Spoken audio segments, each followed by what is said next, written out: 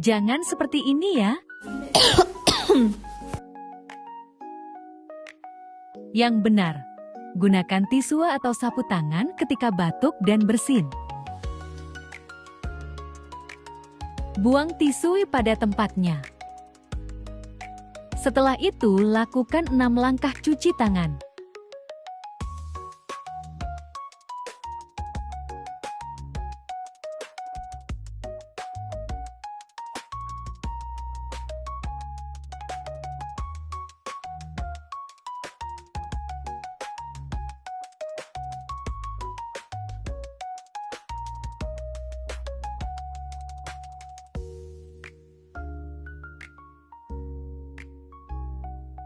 Keringkan tangan dengan tisu.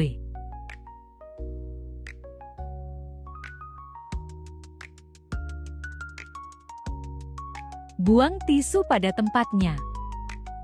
Gunakan lengan atas bagian dalam saat batuk dan bersin. Dan yang terakhir, ayo gunakan maskernya.